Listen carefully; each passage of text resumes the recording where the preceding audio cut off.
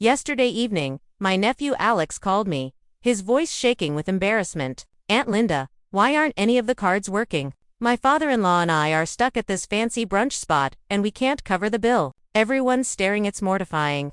His plea stirred a twisted sense of vindication in me, something I never imagined feeling toward the boy I'd raised like my own. But to grasp how I arrived at this cold resolve, I need to recount what unfolded the night before, when my niece-in-law, Carla, chose to belittle me in front of our extended family. I'm 72 years old, and for the past decade, since my husband passed away from a long battle with cancer, I've turned into the endless wallet for Alex and Carla. Every luxury, every impulse buy, every extravagant outing drained my retirement funds. But last night, as I was pouring tea in my cozy den during a family gathering, Carla leaned over to her cousins who'd dropped by and muttered words that shattered my illusions forever. That old lady's basically our walking checkbook, nothing more. Alex, whom I'd nurtured since he was orphaned young, didn't stand up for me. Instead, he chuckled heartily, as if it were the punchline to some hilarious anecdote. I froze their teapot in my grip, witnessing their mockery in the home I'd opened to them countless times. My fingers shook, not with grief, but with a simmering fury I'd suppressed for far too long. In that instant, the truth hit me like a thunderclap. To them, I wasn't family. I wasn't an aunt or a guardian. I wasn't even human. I was merely a source of funds on demand. For 12 years, I'd been their financial crutch. When Alex got laid off from his marketing job during the recession, I covered their mortgage for a full year, $1,200 monthly from my modest pension, while he dabbled in side hustles that never materialized into real employment. When Carla insisted on a complete home makeover to keep up appearances for her social media influencer gigs, it was $4,500 charged to my account for new furniture, paint, and decor. And don't get me started on their annual trips to exotic locales like Bali or the Amalfi Coast. We need the recharge after all the hustle, they'd say. Each vacation siphoned off another $6,000 or more from my savings, yet I was never once invited. It's our couple's retreat, Aunt Linda. Alex would explain with a patronizing smile whenever I subtly mentioned how I'd love to tag along and see the world. You get it right. And I, playing the role of the doting fool, always nodded, always footed the bill, always bit my tongue as they jet-setted on my dime. The breaking point crept up 6 months ago when Carla declared they absolutely needed a luxury SUV. Our old sedan is falling apart, Linda, she cooed in that manipulative tone reserved for big asks. And with plans for a family on the horizon, safety comes first. Think of the future grandkids. It required a $20,000 down payment, wiping out 3 years of my careful scrimping, but I handed it over, as I always did, under the guise of family first. Yet last night, after absorbing those cutting remarks, after watching Alex join in the laughter at my expense, a profound shift occurred deep within me. My role in their lives crystallized not as a beloved matriarch, but as a convenient cash cow. Sleep evaded me that night. Not due to heartache, but from a razor-sharp clarity that ignited my resolve. I rose at 2:30 a.m., booted up my laptop in the dim glow of my study lamp, and methodically reclaimed my autonomous steps I should have taken ages ago. I started by revoking all the supplementary credit cards in their names, 7 in total, which they'd wielded like personal magic wands for everything from gourmet groceries to spa days. Next, I shuttered the joint checking account I'd funded monthly for their so-called rainy days, which inevitably turned into splurges on high-end gadgets or spontaneous weekend getaways. I updated every password on my online banking portals, erased their access from my investment apps, and halted all recurring transfers that had been bleeding me dry. By 5:45 a.m., as dawn peeked through the curtains, I brewed a fresh pot of tea and settled into my worn leather recliner. For the first time in over a decade, a profound serenity washed over me. I anticipated the inevitable call, and when it came, I'd be prepared to deliver the reckoning they deserved. The phone buzzed at precisely 10:30 a.m. I was in my sunlit breakfast nook, sipping my third cup of chamomile, when Alex's name flashed on the screen. I let it vibrate 4 times, relishing the control I'd long forfeited. When I finally answered, his tone was frantic, bordering on hysteria. Aunt Linda, what the hell? None of the cards are going through. I'm at the Harborview Bistro with Carla's dad. We're celebrating his retirement brunch. And the bill's over $250. I barely have pocket change. The server's hovering, and patrons are whispering. This is beyond embarrassing. What's the deal? The poetic justice was exquisite. They'd picked the Harborview Bistro, the swankiest spot in the city. 2. Wow, Carla's father, the very venue I'd bankrolled for their lavish outings in the past. Though I was perpetually excluded. Business networking, Aunt Linda, Alex would claim. Now, amid the clinking crystal and upscale ambience they craved to flaunt, they couldn't settle for a single appetizer. Good morning, Alex, I responded with an unruffled poise that even astonished me. The cards are deactivated because I've chosen to stop subsidizing your extravagances. What, have you lost your mind? We're out in public here. Carla's dad is sitting right across from me. How do I spin this that my aunt cut us off without warning? This is insane. What's insane? Dear nephew, I countered steadily. Was overhearing you snicker last night when Carla dismissed me as nothing but your walking checkbook. What's insane is awakening to the fact that for 12 years, I've been reduced to a financial tool rather than the woman who raised you after your parents' accident. A heavy pause stretched across the line. In the background, I caught murmurs, likely Carla and her father, inquiring about the holdup. The server was probably circling back, check in hand, while nearby tables began to sense the drama unfolding.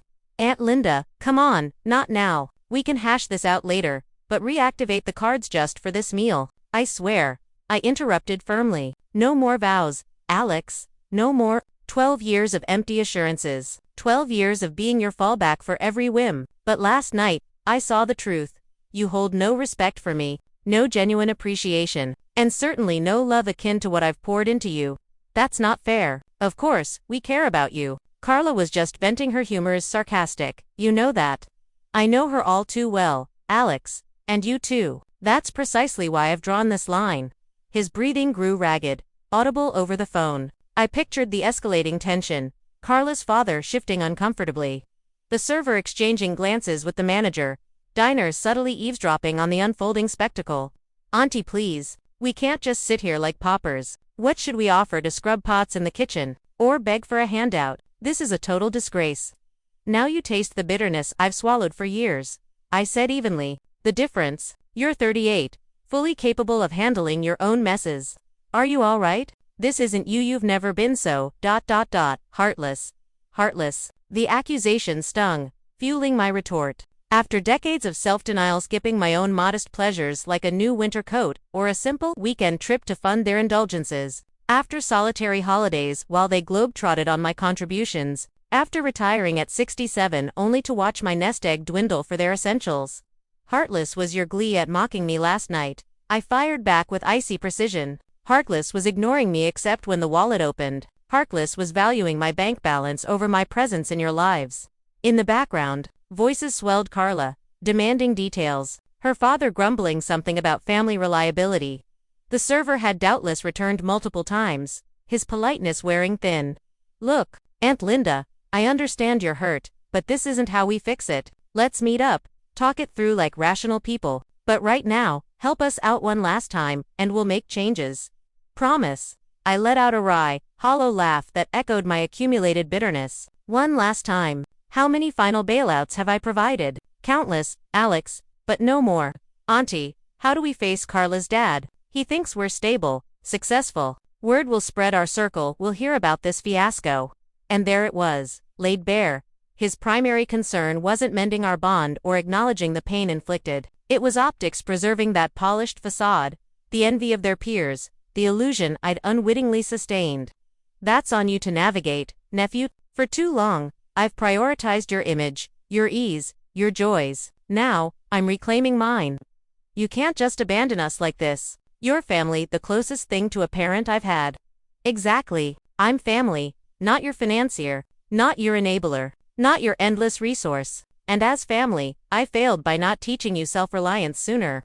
Another protracted silence ensued. I sensed his mind racing, scrambling for alternatives.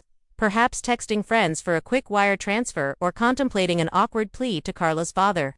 Aunt Linda, Carla's on the verge of tears. Her dad's questioning our whole setup. The manager's involved, now says we need to settle up or they'll involve authorities. Show some compassion, please. Compassion. The word ignited fresh indignation. Where was theirs during my sleepless nights balancing budgets to cover their excesses, when I forewent medical checkups, toffered their upgrades, when I celebrated birthdays alone, content with their cursor.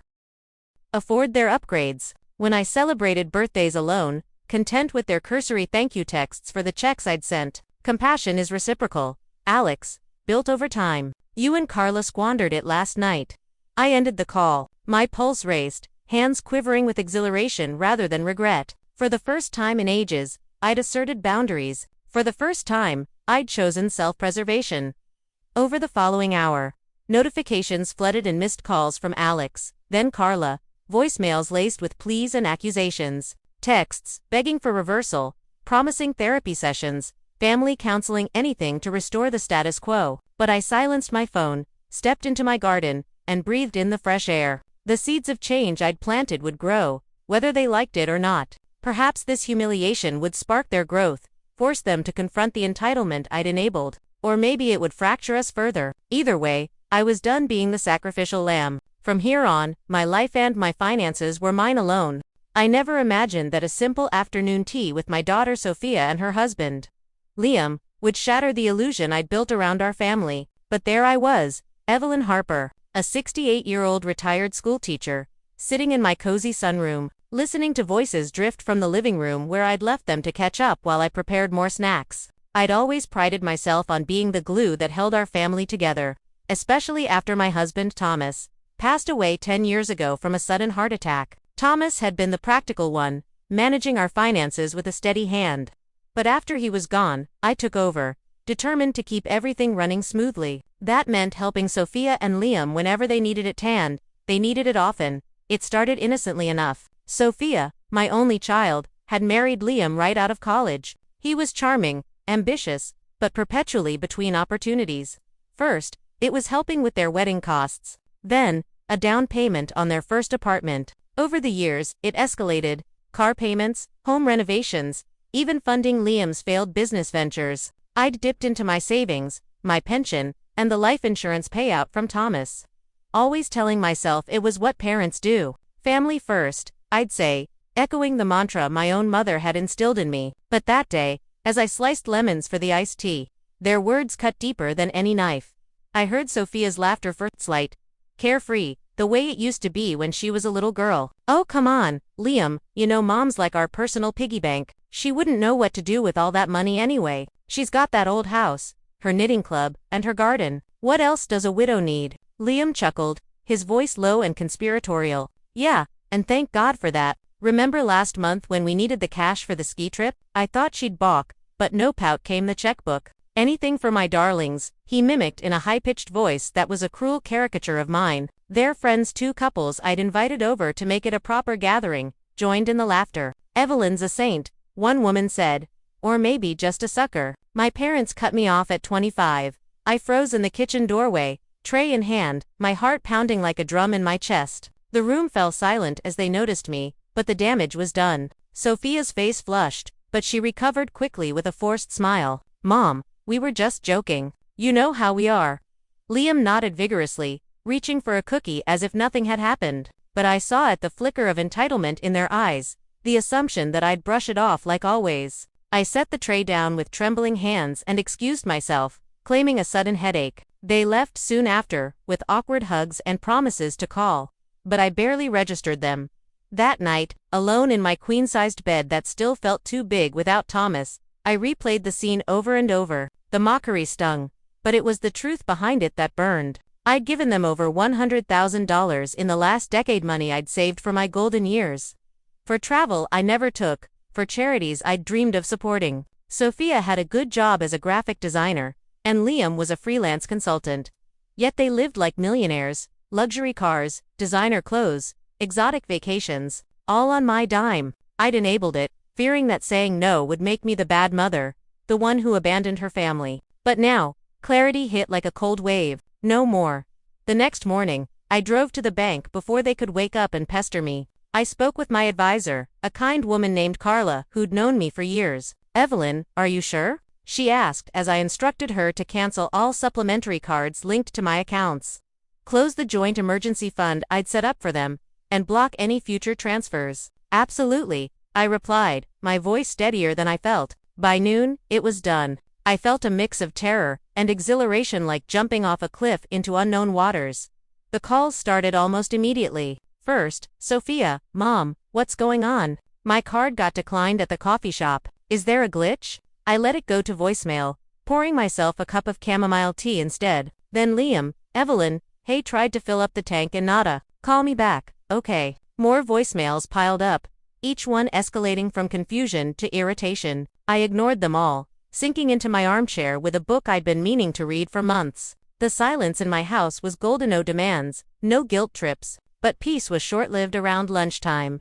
I heard the rumble of Liam's SUV, the one I'd co-signed the loan for, pulling into my driveway. Doors slammed, footsteps pounded up the porch steps. The knocking was thunderous, like they were trying to break in. Mom, open up. Sophia's voice was shrill, laced with panic. We know you're home, your car's here. I stayed put in the den, out of sight. Flipping through photo albums from happier times. Sophia's graduation, our family trips to the lake. Those memories felt tainted now, overshadowed by the present. Evelyn, Liam bellowed, his fist hammering the door. This isn't funny. Our cards are dead, and we have reservations tonight. What's the deal? I could picture them, Sophia pacing, her perfectly manicured nails biting into her palms. Liam red-faced, used to getting his way. The knocking turned to kicking, rattling the sturdy maple door Thomas had hung himself decades ago. You're being ridiculous, Sophia shouted. We had to beg Liam's dad to cover our brunch bill, a 75-year-old man pulling out his wallet because his daughter-in-law's mother is having a meltdown. Ah, so that's how it played out. Liam's father, a retired engineer with his own financial woes, stepping in to save face. I imagined the restaurant scene, whispers from nearby tables, phones discreetly recording the drama. People filmed us. Mom, Sophia wailed. This could go viral on TikTok or something. Our friends are already texting, everyone thinks we're broke. Of course, their image mattered more than my feelings. They'd built a facade of success on my sacrifices, parading it on social media with hashtags like #BlessedLife and #FamilyGoals. The pounding paused, replaced by hushed arguments. She's probably inside laughing, Liam muttered. We need to switch tactics. Sophia's voice softened, dripping with false honey. Mom, I get it, you're hurt. What I said yesterday was stupid. Just girl talk gone wrong. You know I love you. Let's fix this. Liam chimed in, his tone pleading. Evelyn, we're sorry, but cutting us off, that's harsh. I have client meetings this week, and Sophia's therapy sessions aren't cheap. We can't just stop living. Their words twisted like knives. My money as their lifeline, my boundaries as cruelty. In their world, my retirement fund was communal property, not the fruit of 40 years teaching unruly kids while scrimping and saving. Sophia tried again, her voice turning maternal. What will the neighbors say? Or Aunt Clara? They'll think you've lost it, abandoning your own daughter. Emotional blackmail, their favorite weapon, but I'd built up immunity overnight. They circled the house, peering through windows. Their eye saw movement. Liam yelled from the side yard. I approached the bay window, parting the lace curtains just enough for eye contact. Sophia's face lit up with triumph, then faltered at my expressionless stare. Come on, Evelyn. Let's talk like adults. I held her gaze, then let the curtain fall. Her frustrated scream echoed as I retreated to the kitchen. The harassment continued for hours. More calls, texts, even emails. I silenced everything, focusing on a puzzle I'd abandoned years ago. Eventually, the SUV roared away, but I knew the storm was brewing. By afternoon, the proxy attacks began. First, Liam's father, Evelyn, son. This mix-up with the money. Liam says, it's a mistake. Let's sort it amicably. I hung up. Then Aunt Clara, my late husband's sister. Sophia called in tears. Said you left them high and dry. Are you all right? This isn't like you. I took her call, needing to vent. Clara, have you ever felt like a walking wallet? She paused. Well, no, but family's family. Exactly, I said. And mine's been draining me dry while laughing behind my back.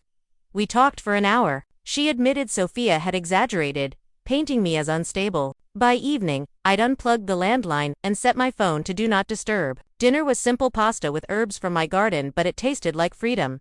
That night, I audited my finances properly. Spreadsheets revealed the horror. $112,000 gone in 7 years. Not just big-ticket items, but sneaky subscriptions, high-end meal kits, premium apps, even a wine club membership charged to my card. Rage boiled as I realized they'd treated my accounts like an open bar. Then, the will. Drafted posthumous, it left everything to Sophia.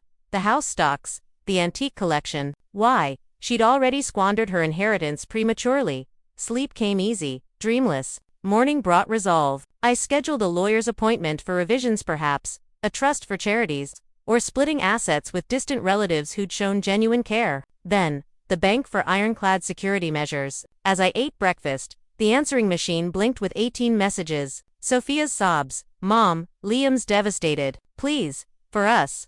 Liam's please. That joint account was ours, why close it? Relatives' concerns. All scripted by the duo. Message 14 stood out. Mrs. Harper. This is Mia, Sophia's best friend. She asked me to reach out. As a mom myself, I think grudges tear families apart. Forgive them, they're young. Sophia was 35, Liam 37, old enough to stand on their own. At noon, the doorbell rang. Peeking out, I saw my neighbor, Mr. Jenkins, a 70-year-old veteran who'd lost his wife recently. We waved occasionally, but this was new. Evelyn, he said when I opened the door, heard the ruckus. Heard the ruckus yesterday. Shouting, banging, wanted to check on you. I invited him in for tea, grateful for unbiased company.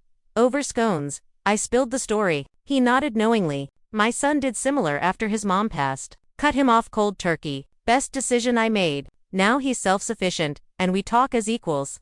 His words validated me. As he left, promising to watch the house, I felt truly supported.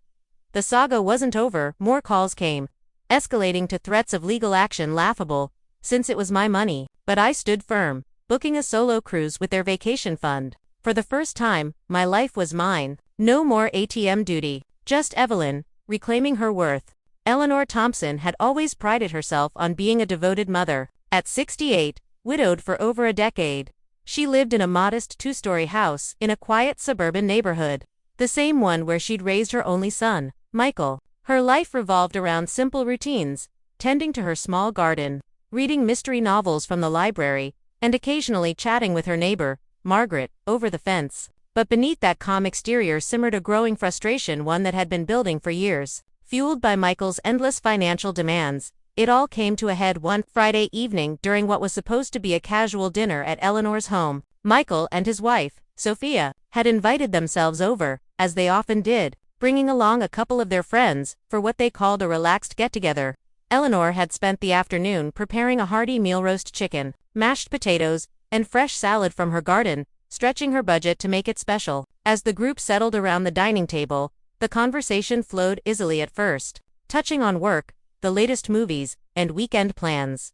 But then Sophia, after a few glasses of the wine she'd brought and insisted Eleanor didn't need to reimburse her for, leaned back in her chair with a dramatic sigh. You know, she said, addressing her friends with a conspiratorial grin, having a mother-in-law like Eleanor is like having a walking ATM. Whenever we need a little extra for bills or a fun night out, she's always there to swipe that card. What would we do without her endless generosity? The friends chuckled awkwardly, but Eleanor froze, her fork midway to her mouth. It wasn't the first time Sophia had made offhand comments about money, but this felt different, cruel, public, and utterly dismissive. Michael laughed it off, patting his wife's hand. Come on, Soph, Mom knows we're just kidding, right, Mom? You've always been our safety net. But Eleanor didn't laugh. Instead, a wave of clarity washed over her. For years, she'd been enabling their lifestyle, paying for their rent when they fell short, covering credit card bills for vacations she never took, even buying groceries when they claimed times were tough. She'd tallied it up once over $92,000 in the last 6 years alone, not counting the smaller handouts. And here they were, mocking her for it. That night, after the guests left and Michael and Sophia drove off in their sleek new SUV, which Eleanor had helped finance with a loan that was never repaid, she sat alone in her kitchen, staring at the dirty dishes. Tears stung her eyes, but they weren't from sadness, they were from anger. Anger at herself for allowing this, and at them for taking advantage. By morning, her resolve had hardened. She picked up the phone and called her bank, canceling the supplementary credit cards she'd given Michael years ago. Then she contacted her lawyer to schedule an appointment to revise her will. The backlash was swift. By afternoon, Michael was pounding on her door, Sophia trailing behind him with a furious expression. Mom, what the hell? My card got declined at the gas station. And Sophia's too, he shouted through the door. Eleanor opened it calmly, her voice steady. I canceled them? It's time you both managed your own finances. The argument escalated quickly, accusations of betrayal, claims that she was being selfish, even threats to cut off contact. You're going to regret this, Eleanor, Sophia spat. We were counting on you. They stormed off after an hour of yelling, leaving Eleanor shaken but unyielding. The next day, her neighbor Margaret stopped by with a fresh-baked apple pie, sensing something was amiss. Margaret, a retired teacher in her early 70s, had lived next door for 2 decades and had witnessed the comings and goings of Michael and Sophia. Over tea, Eleanor poured out the story, not the gritty details of every handout, but enough to paint the picture of years of one-sided support. Margaret listened patiently, her kind eyes filled with empathy. "Eleanor," she said softly, when the tale ended, "I've noticed it for ages. They pull up in fancy cars, flaunting designer bags and gadgets, while you're pinching pennies at the thrift store and driving that old sedan from 2012. It's heartbreaking." Eleanor's heart ached at the validation. "But what gets me most," Margaret continued, "is how they've never lifted a finger for you. No helping with yard work, no fixing that leaky faucet, no visits just to check in. It's always about what they need." Eleanor nodded, a lump in her throat. "Is it that noticeable?" she whispered. "To an outsider, yes, but as a mom, you see what you want to see, the good in your child." They talked for hours, Margaret sharing her own stories of setting boundaries with her grown daughters after her husband's passing. "The key," she said, "is realizing that loving them doesn't mean losing yourself. You can be a great mother without being a doormat." Buoyed by the conversation, Eleanor headed to the bank. In the quiet office, she met with the manager, Mr. Jenkins, to overhaul her accounts. New passwords, multi-factor authentication, and strict access controls. "Ms. Thompson," he asked gently as he finalized the changes, "is there a particular reason for this?" She smiled wryly. "Let's just say my biggest threat was closer to home than I thought, my own family." Mr. Jenkins nodded knowingly. "You're not alone. Elder financial exploitation by relatives is rampant. Smart move, protecting yourself." From there, she treated herself to lunch at a charming bistro she'd eyed for years but never indulged in. She ordered the lobster bisque, a crisp salad, and a slice of decadent chocolate cake totaling $52. A pittance compared to the bar tabs Michael and Sophia racked up on her dime. For once, she ate without guilt, savoring each bite free from the shadow of their next emergency. Her afternoon appointment with Mr. Hargrove, her attorney, was eye-opening. As she outlined her intent to revise her will, he showed no shock. "Cases like yours are common, Ms. Thompson," he said, flipping through the old document from 7 years prior, which left everything to Michael. "You've named your son as sole beneficiary. What changes do you envision?" Eleanor didn't hesitate. "Split it, 45% to charities aiding the truly needy, not spoiled grown-ups, 35% to my sister Beatrice, who's never asked for a handout, and 20% to Michael, but only if he proves a full year of self-sufficiency, verified by financial statements." Mr. Hargrove chuckled approvingly. "That's enforceable and clever. It encourages growth." Leaving his office, Eleanor felt empowered, her choices aligning with her principles rather than obligation. Back home, she found a luxury sedan in her driveway. It belonged to Sophia's mother, Victoria, a polished woman in her late 60s.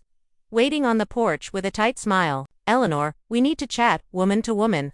Curiosity piqued, Eleanor invited her in. Victoria wasted no time. "Sophia filled me in on the misunderstanding. Canceling cards over a joke? That's overkill." Eleanor raised an eyebrow. "A joke? Mocking me as an ATM in front of strangers?" Victoria waved it off. "Families tease. Think of the kids, they're young, building lives." "They're 37 and 34. Eleanor countered. "At their age, I was independent, raising Michael on my own salary." Victoria shifted tactics. "Guilt, Michael's devastated. Fear you'll die alone. Shame, what will neighbors say? And finally, a threat. They might pursue legal options like competency hearings if your decisions seem erratic." Eleanor stood firm. "Tell them to try. My lawyer says protecting assets from abuse shows sanity, not the opposite." Victoria backpedaled, but Eleanor showed her out. Her words lingering. No war here, just a woman reclaiming her worth. That evening, she updated Mr. Hargrove on the threat. He advised documentation and a preemptive psych eval. The next morning, Eleanor visited a clinic, undergoing tests with Dr. Ellis, a sharp psychologist. After hearing the saga, Dr. Ellis concluded, "You're the picture of competence spotting abuse and acting decisively." Armed with the report, Eleanor felt fortified. Margaret, spotting her return, shared that Victoria had snooped around, asking if Eleanor seemed off. "I told her, you're sharper than ever," Margaret said indignantly. Then, with a grin, "You need a break. My niece backed out of a 7-day river cruise next Thursday. Join me." The idea sparked joy. Eleanor hadn't vacationed in ages. They booked it, $1,800 each, all-inclusive, a steal compared to Michael and Sophia's getaways she'd funded. Sunday brought Michael alone, disheveled and pleading. "Mom, the phone bill's due Tuesday, $180. Without it, I can't work remotely." Eleanor probed. "You earn $4,200 monthly combined. Where does it go?" He mumbled about essentials, like subscriptions and dining out. "Cut back," she advised. "We've never budgeted," he admitted. For once, he listened, leaving with a promise to reassess. Monday's surprise, Sophia called, contrite, suggesting coffee. At the cafe, she appeared subdued. "I'm sorry for the cruelty, it was wrong." Eleanor asked what prompted the shift. "Facing bills without you. We budgeted yesterday and realized we overspend by 150%. We're moving to a cheaper place, canceling luxuries." Honesty shone through. "When did resentment build?" Sophia queried. "When help became entitlement, using cards without asking." Sophia nodded, ashamed. "We'll change." As the cruise neared, Eleanor packed, reflecting on the transformation. Michael texted updates, paid the bill himself, cut subscriptions. Sophia sent a repayment plan for past loans. It wasn't perfect, but seeds of responsibility sprouted. Boarding the ship with Margaret, Eleanor felt reborn, waves lapping, sun warming her face. For the first time, her future was hers alone. Over the cruise, she explored ports, danced evenings away, and shared laughs with new friends. Back home, Michael and Sophia visited not to ask, but to share their progress. A smaller apartment, home-cooked meals, even side gigs. "We're learning, Mom," Michael said. Eleanor smiled. Boundaries intact, love enduring. She'd taught the man herself the value of independence. Eleanor had always been the pillar of her family, the one who held everything together with quiet strength and an open wallet. At 65, she was a retired accountant, living comfortably in a modest suburban home she'd paid off years ago through careful saving and smart investments. Her son, Marcus, now 35, and his wife, Sophia, 33, had been married for 8 years. They both had decent jobs, Marcus as a mid-level manager in a tech firm, Sophia as a graphic designer, but somehow, their expenses always outpaced their income. And for far too long, Eleanor had been the safety net, covering rent shortfalls, car repairs, lavish vacations, and even their weekly gourmet meal deliveries. It started innocently enough, back when Marcus was fresh out of college and struggling to find his footing. A little help here, a loan there, but over time, it became a pattern. "Mom, just this once," Marcus would say, his voice laced with that boyish charm that reminded her of his late father. Sophia would chime in with her sweet smile, promising it was temporary. Eleanor loved them dearly, but lately, the resentment had been building like a storm cloud. She felt invisible, valued only for her checkbook. The breaking point came 2 weeks ago, when Marcus called in a panic. Their luxury SUV's insurance had lapsed, and they needed $2,500 immediately to avoid repossession. Eleanor, who had just dipped into her retirement savings for the 3rd time that year, finally said no. The fallout was explosive. Marcus accused her of being selfish. Sophia cried about how they were family and should support each other, but Eleanor stood firm. She changed her will with her lawyer, Mr. Harrington, leaving the bulk of her estate to charity and only a small trust for Marcus that he couldn't access until he proved financial stability. It hurt, but it was necessary. Her neighbor and best friend, Beatrice, a spry 62-year-old widow, had been her rock through it all. "You're not their ATM, Eleanor," Beatrice had said over tea. "You're their mother. It's time they grew up." A few days after the blow-up, Sophia showed up at Eleanor's door unannounced, her eyes red from crying. She carried a box of Eleanor's favorite chocolates as a peace offering, but Eleanor could see the desperation beneath the gesture. They sat in the cozy kitchen, sipping herbal tea, as Sophia poured out her heart. "Eleanor, I know we've taken advantage. We stopped seeing you as the amazing woman who raised Marcus and started seeing you as, well, a resource." "Exactly," Eleanor nodded, her heart aching but resolute. "Is there any way we can rebuild our relationship?" Sophia asked, her voice trembling. "I'm going to be completely honest with you," Eleanor replied, setting down her cup. "The relationship we had before is gone forever. It was built on quicksand, an unsustainable setup where I gave endlessly, and you two took without a second thought. If we're going to build something new, it has to be on solid ground." "What kind of ground?" Sophia pressed, leaning forward. "Mutual respect, for starters. Financial independence on your end, Absolutely. And a bond where my worth isn't measured by how much money I can provide. I want to be your mother-in-law, not your banker.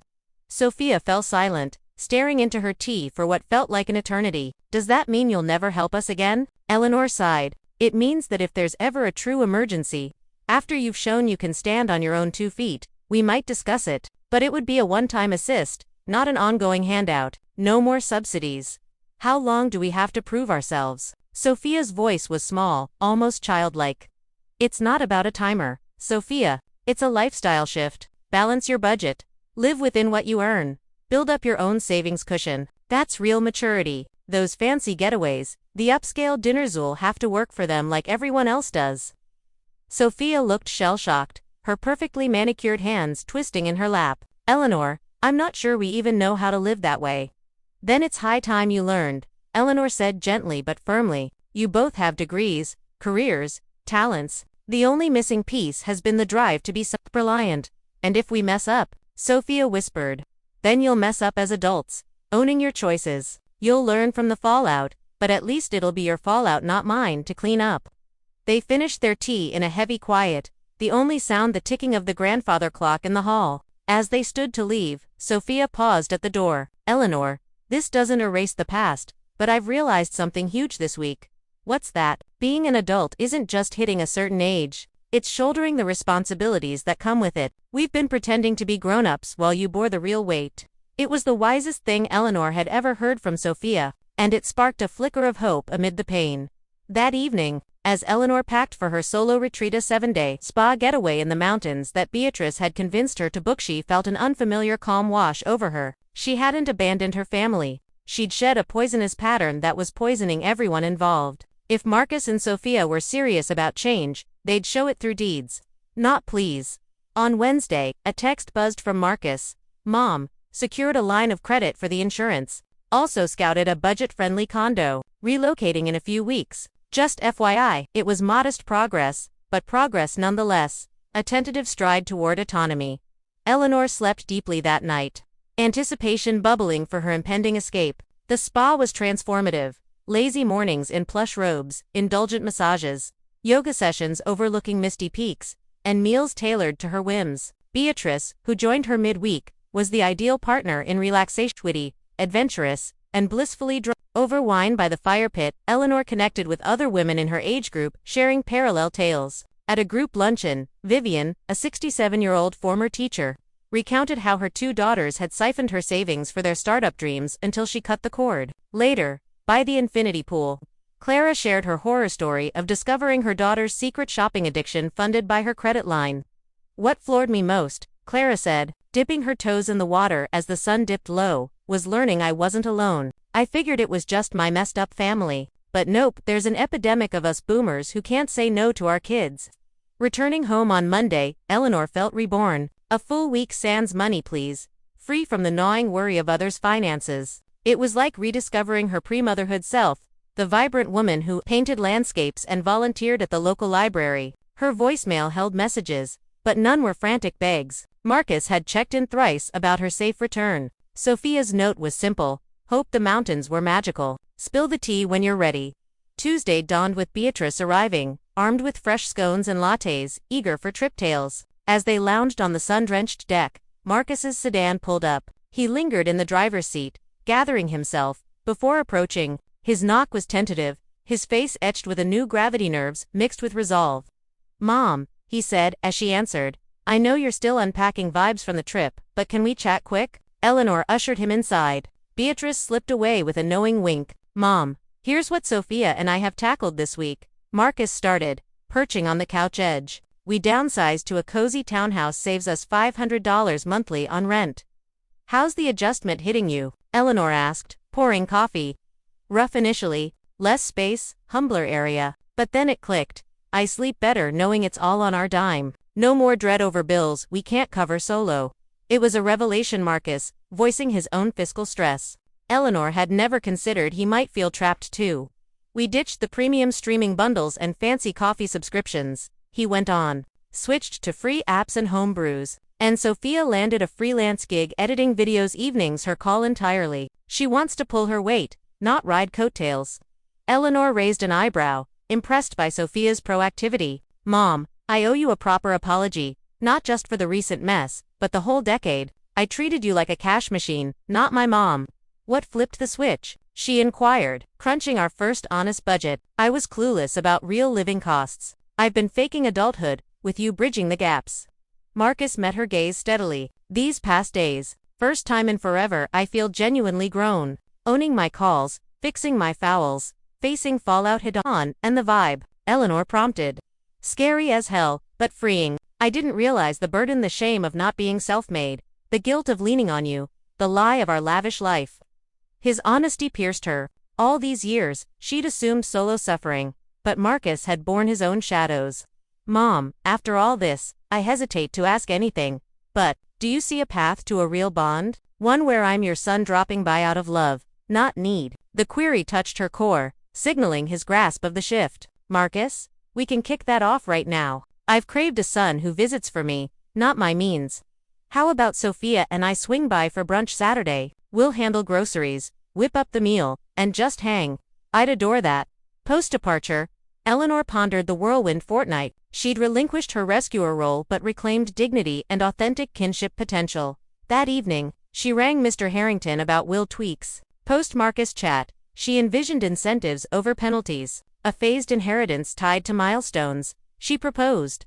Smart play, Mrs. Thorne, he affirmed. Rewards sustained growth, 2 years of stability unlocks more, 5 years even greater. Relapse resets. Hanging up, Eleanor felt OP.